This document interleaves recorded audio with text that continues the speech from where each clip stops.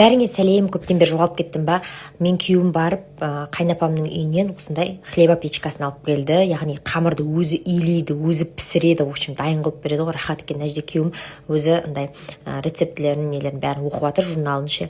Мен болсам осының ішіндегі мусорын тазалап жатыр, мә түбіне деген жиналып қалады екен. Соны мен тазалап жібердім да, сосын түбіне аштыққа салдым, оның бетін ұнмен жауып тастадым.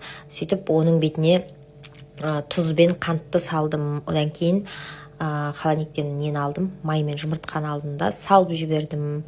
Одан кейін бетіне су құйдым. Сөйтіп әйтеуір анаған салайын десем, бүйтіп бұрап бірдеңе қылып бекітеді екен. Сонымен күйеуім істеп берді. Күйеуім айтып тұрды, мына жерде басып тұрдым, таңғы сағат нешеде пісірген қалайсың дейді. Сосын 7:30-да дайын болсын дедім. Сонымен уақытты қарасам 6 сағат 21 минуттан кейін піседі деп тұр. Сосын жаңа қарасам 5 сағат 57 минуттан кейін піседі деп тұр. Яғни сағат түнгі қазір 1:30 болды. Азанда ыстықнан жейміз бұйырса. Достар, бәріңе сәлем. Кеше хлеба печкада алғаш рет пісірген наным қалай болды деп барлықтарыңыз сұрап жатыр екенсіздер. Өйткені видеом ретке шығып кетіпті. Жалғасын салыңызшы деп, енді осы салайын деп жатырмын.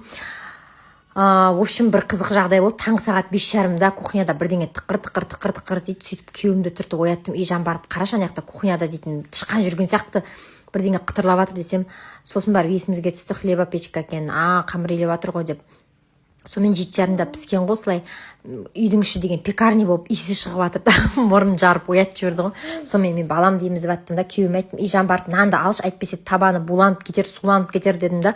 Сосын айттым, барып алшы дедім да. Сөйтсем ол барып видеоға түсіріп, бәрін видеоға түсірген күйеуім ғой, өзі кесіп қасқа маңдай ай деп қойды дейсің ғой. Сөйтіп жүргенде, в общем, өзі хрустящий қылып, күшті қылып ыстық кезінде жепті. Ал мен болсам суып кеткеннен кейін жедім, күшті піседі екен. Сосын күйеуіме айттым, осындай нәрсе маған керек, әпер дедім.